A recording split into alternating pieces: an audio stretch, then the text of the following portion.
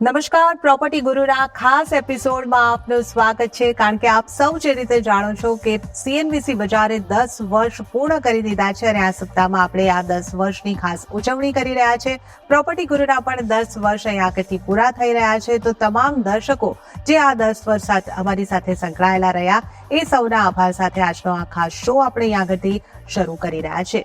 Real estate ઇન્ડસ્ટ્રીના દિગ્ગજો આજે આપણી સાથે આ શોની ઉપર જોડાયા છે અને એમની સાથે આપણે આ પ્રોપર્ટી ગુરુના 10 વર્ષ, સીએનબીસી બજારના 10 વર્ષની ખાસ ઉજવણી કરીશું. રિયલ એસ્ટેટ માટે આ 10 વર્ષ કેવા રહ્યા, આગળનો કઈ રીતની આપણે આશા અપેક્ષાઓ રાખી રહ્યા છે, આગલો દશકો પણ કેવો રહી શકે છે, તમામ અંગે આપણે ચર્ચા કરીશું. તો આપણા મહેમાનોનો આપણે પરિચય કરાવી દઉં. આપણી સાથે આ શોમાં જોડાયા છે નિરંજન હીરાનંદાણી, જેઓ નરેટકોના ચેરમેન છે અને હીરાનંદાણી ગ્રુપના એમડી છે. તો નિરંજનજી, આપનાથી ચર્ચાની શરૂઆત કરીએ કે 10 વર્ષ સીએનબીસી બજારના થઈ રહ્યા છે. પહેલા દિવસથી આપ અમારી સાથે સંકળાયેલા છો. રિયલ એસ્ટેટને લગતી વાત આપણે પ્રોપર્ટી ગુરુ પર સતત કરતા આવ્યા છે. બજેટ હોય, આરબીઆઈની મોનિટરી પોલિસી હોય, આપણે ભારતીય અર્થતંત્રની વાત કરતા હોય, તમામ સાથે તમે ન માત્ર પ્રોપર્ટી ગુરુ શો સાથે અમારી ચેનલ સાથે સતત સંકળાયેલા રહ્યા છો. 10 વર્ષની આપની અમારી સાથેની જર્ની કેવી રહી? બહુ મજા આવે છે. તમને બહુ બધાઈ. સીએનબીસી બજારનો જે ફર્સ્ટ શો હતું પ્રોપર્ટી પર અને બજેટ પર, એમાં પણ હું સંકળાયેલો હતો. તો એટલે બહુ ખુશી થાય છે કે આજે પણ તમે મને બોલાવો છો અને આ બધી વસ્તુઓ પર કમેન્ટ કરવા માટે બોલાવી લ્યો છો. 10 વર્ષ તો બહુ ફેન્ટાસ્ટિક ચાલુ છે. એક આપણે જોવા જઈએ તો કેટલા બદલાવ પણ આવી ગયા, કેટલા પ્રગતિ થઈ, કેટલું ઇન્ફ્રાસ્ટ્રક્ચર બની ગયું, કેટલા શહેરોમાં પરિવર્તન આવી ગયા, કેવી રીતે બેંકોના બધા જે હોમ લોન્સના હતા એ બધુંનું કેટલી પરિવર્તન થઈ ગઈ. વ્યાજનું જે 12% તે હોમ લોન્સ ઉપર એ 6.5% સુધી ચાલી ગયા નીચે, ને આજના તારીખમાં 8.5 છે. તો આ બધી વસ્તુમાં જે ફેરફાર થયું, પણ એના સાથે સાથે એક જોયું કે જે હોમ બાઇંગ હતું, જે વર્ષોથી એ વધારતું જાય છે. ને લાસ્ટ યર આપણે જોવા જઈએ તો લગભગ 15% ઇન્ક્રીઝ થયું છે. 2023નું અને 24માં આટલું બધું 15% વધી ગયું છે. ભાવમાં પણ આપણે 7% થી 15% ને કઈ શહેરોમાં 20% પણ ભાવ વધી ગયા. તો એ ચેન્જીસ આવી ગયા છે. પણ મેઇન મુખ્ય જે વાત છે કે ચેન્જીસ જે આવ્યા છે એમાં અફોર્ડેબલ સેગમેન્ટ પણ વધી ગયું, જે મિડ સેગમેન્ટ છે તે પણ એમાં પણ વધારેલું આવ્યું છે, એન્ડ મેક્સિમમ લક્ઝરી સેગમેન્ટ પણ એટલું બધું વધી ગયું છે કે આપણે મને પણ આશ્ચર્ય થાય છે કે આટલું બધું આપણા દેશનું થયું છે. જીડીપી 7% પર પહોંચી ગઈ છે, જે વિશ્વમાં મેક્સિમમ છે. મતલબ પૂરા વિશ્વમાં કોઈ પણ દેશમાં 7%નું ગ્રોથ નથી.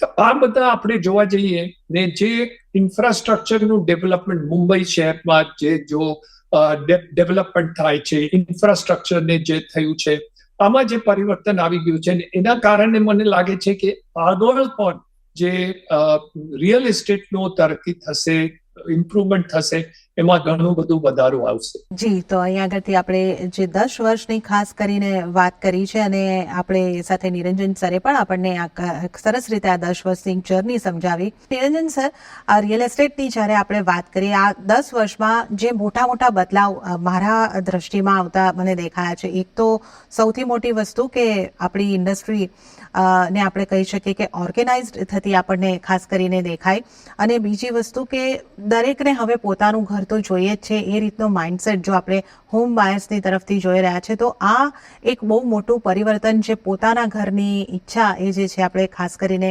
ઘણીવાર આપણે ચર્ચા કરી છે કે હવે ધીમે ધીમે વધતું દેખાઈ રહ્યું છે. આપના દ્રષ્ટિકોણમાં આ 10 વર્ષમાં ઘણા બધા બદલાવ છે અને આપણે કદાચ 10 બદલાવની વાત કરી શકીએ, પણ સમયનો આપણી પાસે અભાવ છે. તો મુખ્ય એવા કયા બદલાવ આપ જોઈ રહ્યા છો જે પાછલા 10 વર્ષમાં આવ્યા છે? આઈ થિંક 3 વસ્તુ આપણે બોલી શકીએ. પહેલી વાત જે છે એ ઇન્ટરેસ્ટ રેટ ઓછામાં ઓછો હોમ લોનમાં મળે છે. આજે તમે હાઉસિંગ ફાઇનાન્સ કંપનીમાં જાઓ, HDFCમાં જાઓ, સ્ટેટ બેંકમાં જાઓ, કઈ પણ બેંક્સમાં જાઓ, તો આપણે કોઈ પણ લોન લેવા જઈએ તો હોમ લોન ઓછામાં ઓછા ભાવમાં મળે છે. એ બહુ મોટી વાત છે, કેમ કે એ સિક્યોરિટી ને આજના તારીખમાં NPA જે હોમ લોન્સમાં છે એ બધા બેંકોમાં 2% થી પણ ઓછું NPA હોય છે. એટલે જે ભાવમાં તમને વ્યાજ મળે છે ને લોંગ ટર્મ પૈસા મળે છે. તો એ 27 ને 30 વર્ષોનો જે IT નો પ્રેક્ટિશનર આજે નવ ઘર લેવા માંગે છે, એને પણ 20 વર્ષનું લોન મળે છે. અને એનું EMI એ રીતે એડજસ્ટ થાય છે કે હોમ લોન આપણે 20 વર્ષમાં ભરી શકીએ. બીજી વાત જે છે એ ઇન્ટરેસ્ટ ડિડક્શન ઇન્કમ ટેક્સમાં થયું છે. એ આજના તારીખમાં 2 લાખ છે, ઓછું છે, ને અમે રેપ્રેઝેન્ટ કરીએ છીએ કે આ બજેટમાં કદાચ આનું કંઈ વધારો આવે તો એ ઇન્ટરેસ્ટ ડિડક્શન મળે છે.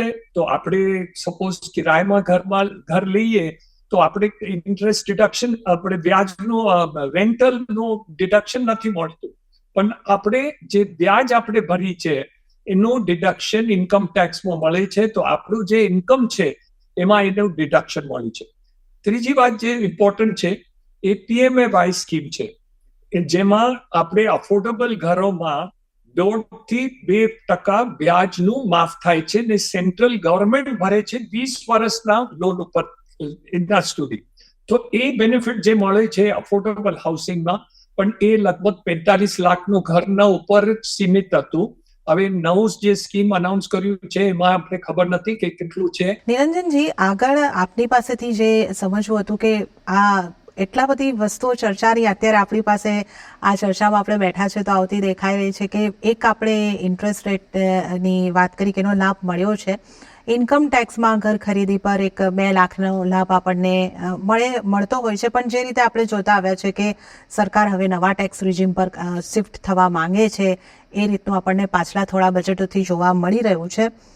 આ વખતે ટેક્સને લઈને ખાસી રાહતોની નવા ટેક્સ રિજીમમાં પણ કોઈક હોમ બાઇંગને લઈને રાહત આપવામાં આવે એવી આશા થોડી સેવાઈ રહી છે. અને જ્યારે આપણે પરિમલજી સાથે વાત કરી રહ્યા હતા કાયદાકીય સરળતાની અને જે થોડા ઘણા વિવાદો હોય એને સોલ્વ કરવાની, નહીં તો GST એક રિયલ એસ્ટેટ ક્ષેત્રને લઈને એક મોટો જે હજી પણ ત્યાં કન્ફ્યુઝન્સ કે સમસ્યાઓ ડેવલપર્સને પણ આવતી દેખાઈ રહી છે. તો આપ કઈ રીતે જોઈ રહ્યા છો, શું ક્યાં ફ્યુચરની અંદર રિયલ એસ્ટેટને સપોર્ટ કરી શકે એવું થઈ શકે છે? ઘણી બધું છે જે પરિવર્તન હવે માંગ કરી છે ફાઇનાન્સ મિનિસ્ટર પાસેથી. એમાં 2 જે છે એ મુખ્ય છે. ફર્સ્ટ જે પોઈન્ટ છે એ રેન્ટલ પર. આજના તારીખમાં આપણે જોઈએ તો જે સાધનો સરકાર આપી છે, ઇન્કમ ટેક્સમાં રિબેટ જે મળે છે, ડિડક્શન, એ મોસ્ટલી ઓનરશિપ ફ્લેટ ઉપર જ મળે છે. આપણે જે રેન્ટલ ફ્લેટ બનાવી દઈએ તો એમાં કંઈ મળતું નથી. તો એટલે જે બેનિફિટ આપણે રેન્ટલ ફ્લેટ, સપોઝ બિલ્ડર અમે ડેવલપમેન્ટ સેલમાં બધા ફ્લેટ બનાવીએ છીએ, પણ આપણે સપોઝ રેન્ટલ ઉપર આપીએ તો એનું કંઈ ઇન્કમ ટેક્સમાં કંઈ ફાયદો નથી મળતો. તો એટલે મને લાગે છે કે એક ઇન્સેન્ટિવ રેન્ટલ હાઉસિંગ ઓર સ્પેશિયલી અફોર્ડેબલ રેન્ટલ હાઉસિંગ માટે કરવું જોઈએ, એક મહત્વની છે. બીજી જે અમે માંગ કરી છે ફાઇનાન્સ મિનિસ્ટર પાસેથી એ છે કે જે સ્ટેન્ડર્ડ ડિડક્શન 2 લાખનું છે એને 5 લાખ રૂપિયા કરવું જોઈએ. કેમ કે આજના તારીખમાં જોવા જઈએ તો ભાવ તો બધા વધી ગયા 10 વર્ષની અંદર, પણ આ જે ઇન્ક્રીમેન્ટલ અમાઉન્ટ છે એ 2 લાખ રૂપિયા છે. તો એટલે મને લાગે છે કે એનું સ્ટેન્ડર્ડ ડિડક્શન વધારવું જોઈએ. ત્રીજી વાત જે છે એ જે અંતર આપણે શેર માર્કેટમાં ઇન્વેસ્ટમેન્ટ કરીએ છીએ તો long term capital gains tax 1 વર્ષનું મળે છે ને 10% ટેક્સ ભરવું પડે છે. પણ ઘરમાં તમે ઇન્વેસ્ટમેન્ટ કરો, રિયલ એસ્ટેટમાં ઇન્વેસ્ટમેન્ટ કરો તો કેપિટલ ગેઇન્સ આપણે 3 વર્ષ પછી જ બેનિફિટ મળે છે ને 20% ટેક્સ ભરવું પડે છે. તો મને લાગે છે કે જે આપણે ઇન્વેસ્ટમેન્ટ આજે મકાનોમાં કરીએ, એ ઇન્વેસ્ટમેન્ટ કરીએ તો એમાં ને શેર માર્કેટમાં કરીએ એમાં અંતર કેમ રાખે, એને સેમ લેવલ ઉપર લઈ આવવું જોઈએ. તો એ 3 મેઇન ઇમ્પોર્ટન્ટ છે. ચોથી વાત જે જનરલ તમે મેન્શન કર્યું આપણે જીએસટી ની વાત છે. આપણે જોવા જઈએ તો બધા જે જીએસટી ની પોલિસી છે એમાં ઇમ્પોર્ટ ટેક્સ નું ક્રેડિટ મળે છે, લેકિન ઘરોમાં આપણે જે જીએસટી ભરી દઈએ છીએ, બિલ્ડર ડેવલપર જે ભરે છે એને જે વેચાણ અને ટેક્સ કન્ઝ્યુમર ભરે છે એમાં ઇનપુટ ટેક્સ ક્રેડિટ નથી મળતું. તો મને લાગે છે કે એ ઇનપુટ ટેક્સ ક્રેડિટ લઈ આવવું જોઈએ, તો આપણે સેટ ઓફ મળે કે જે આપણે ભરીએ એના અગેન્સ્ટ છે. નોર્મલી જે પણ મેન્યુફેક્ચર હોય, જે પ્રોડક્શન કરે છે એને ઇનપુટ ટેક્સ ક્રેડિટ મળે છે. એમાં બીજા પણ અમે માંગ કરી છે રિયલ એસ્ટેટ માટે, પણ આ 4 મુખ્ય આઇટમ છે જેમાં આપણે વિનંતી કરી છે પ્રધાનમંત્રીને ને વિત્ત મંત્રીને કે આમાં જે ચેન્જીસ લઈ આવે તો મને લાગે છે જે પ્રગતિ હમણાં થાય છે ડેવલપમેન્ટમાં, જે ઘરોની પ્રોડક્શન થાય છે ને વધતું છે ને, એક પોઈન્ટ એડ કરવા માંગુ છું કે એ સ્લમની છે. જે ડેવલપમેન્ટ સ્લમ્સમાં કરે છે, આજે જોવા જઈએ તો મુંબઈ જેવા શહેરોમાં 50% વધારે માણસો ઝોપડપટ્ટીમાં રહે છે. મને લાગે છે ઘણું બધું સ્ટેટ રીડેવલપમેન્ટમાં પોલિસી કર્યું છે, પણ ઇન્કમ ટેક્સમાં કઈ રિપેટ નથી મળતું, કઈ કન્સેશનલ રેટ ઓફ ટેક્સ નથી કે જે સ્લમ્સમાં ડેવલપમેન્ટ કરે. તો મને લાગે છે એમાં કઈ પરિવર્તન લાવે તો કદાચ વધારે માણસો, વધારે ડેવલપર્સ સ્લમ પોલિસીની અંદર આમાં ઘૂસી જશે ને જલ્દી સ્લમ્સ જે મુંબઈમાં 50% લોક રહે છે એમાં પણ એ લોકોને સારી રીતે ઘર મળી જાય. તો આઈ થિંક આ બધી વસ્તુમાં પરિવર્તન આવી શકે છે, આ બજેટમાં આવે કે આગળના બજેટમાં આવે, પણ અમે અપેક્ષા રાખીએ છીએ કે આમાં પરિવર્તન આવે તો લોકોને આ ફાયદો થાય.